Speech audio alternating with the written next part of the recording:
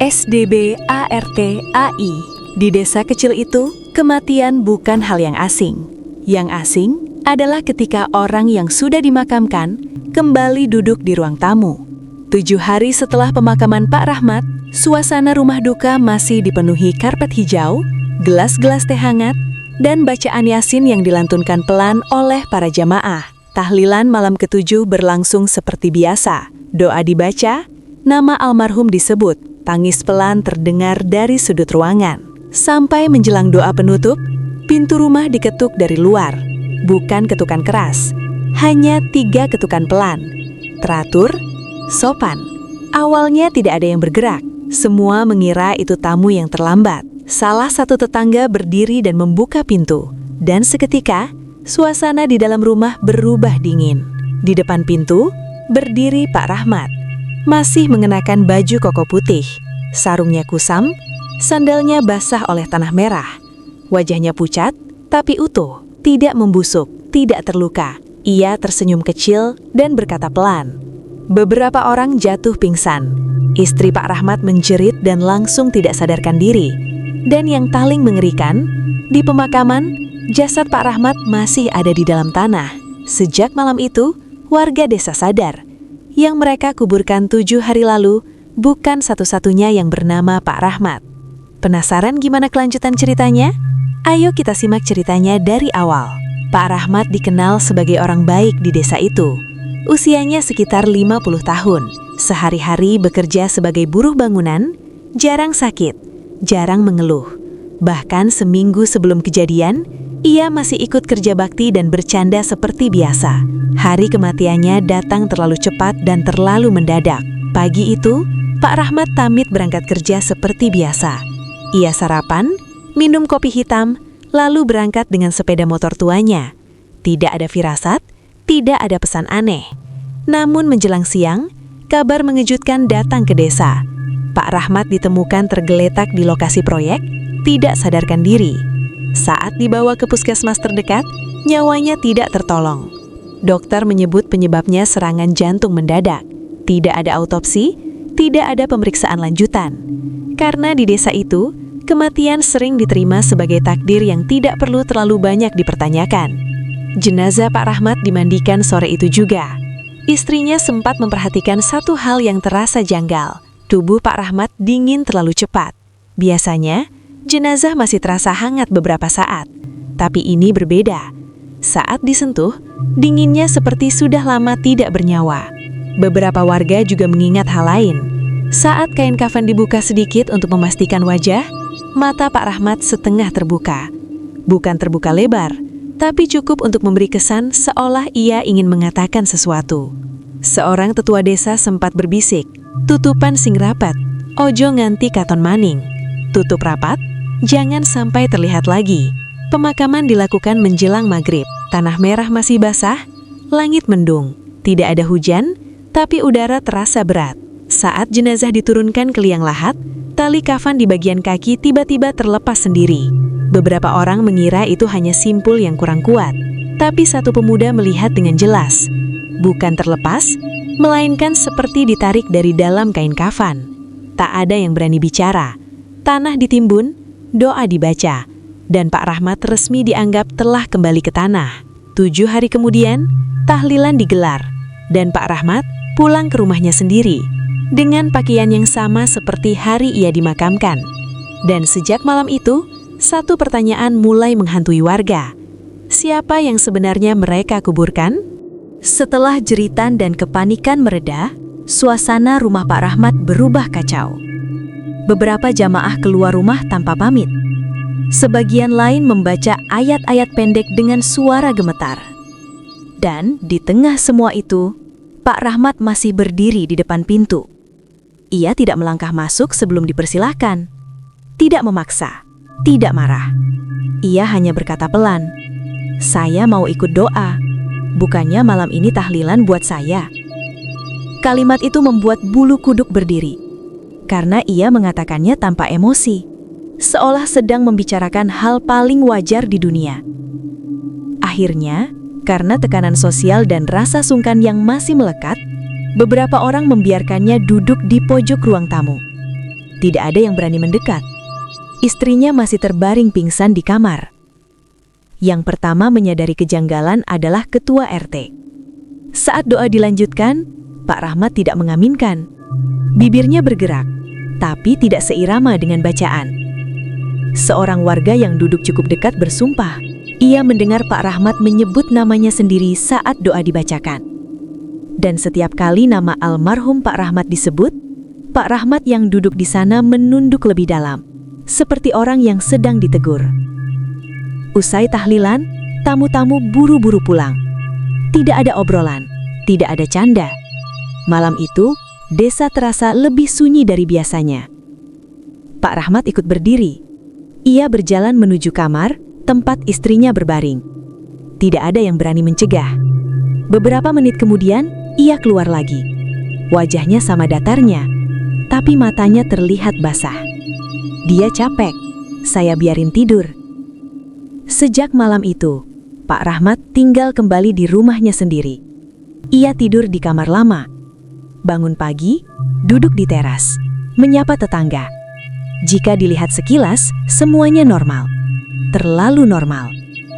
Tapi warga mulai mencatat hal-hal kecil. Pak Rahmat tidak pernah makan nasi, hanya minum air putih. Ia tidak mau keluar rumah setelah maghrib. Dan setiap kali azan berkumandang, ia berhenti bergerak. Menunduk, tapi tidak pernah ikut sholat. Yang paling mengganggu adalah bau tanah basah yang selalu muncul setiap ia duduk di ruang tamu. Anaknya yang paling kecil suatu malam bertanya polos, "Bapak kok dingin kalau dipegang?" Pak Rahmat tersenyum, mengusap kepala anaknya, lalu menjawab pelan, "Soalnya Bapak udah lama di tanah." Sejak hari itu, warga tidak lagi menyebut Pak Rahmat sebagai almarhum, tapi juga tidak berani menyebutnya hidup. Dan satu hal mulai jelas. Orang yang pulang ke rumah itu bukan tamu. Ia datang untuk mengambil sesuatu yang tertinggal, atau memastikan sesuatu tetap terkubur. Keganjilan demi keganjalan akhirnya memaksa para sesepuh desa mengambil keputusan berat. Kuburan Pak Rahmat harus dibuka kembali, bukan untuk menantang hal gaib, tapi untuk memastikan apa yang sebenarnya mereka makamkan 7 hari lalu. Pembongkaran dilakukan diam-diam, menjelang subuh. Hanya dihadiri kepala desa, ketua RT, Mang Udin, dan 2 orang penggali kubur. Tidak ada doa keras, tidak ada sorotan lampu berlebihan. Tanah masih lembab. Bau tanah basah menyengat. Anehnya sama persis dengan bau yang sering tercium di rumah Pak Rahmat. Saat papan penutup liang lahat dibuka, semua yang hadir langsung membeku. Kain kafan terbuka sebagian. Dan di dalamnya, jasad Pak Rahmat memang ada, tapi posisinya tidak seperti orang mati. Kepalanya miring ke samping. Kedua tangannya tertekuk, bukan lurus. Dan bagian paling mengerikan, mulutnya terbuka lebar. Seperti orang yang sempat berteriak, atau mencoba bernafas dari dalam tanah. Salah satu penggali kubur muntah di tempat. Ketua RT terduduk lemas. Saat kain kafan dibuka lebih jauh, mereka menemukan sesuatu yang tidak bisa dijelaskan secara medis. Di dada jasad itu, ada bekas tanah yang menggumpal, seperti bekas dipeluk dari dalam. Bukan luka, bukan memar. Seolah-olah ada sesuatu lain yang keluar, meninggalkan bekas. Kuburan segera ditutup kembali. Tidak ada laporan ke aparat. Tidak ada yang berani bicara keluar desa.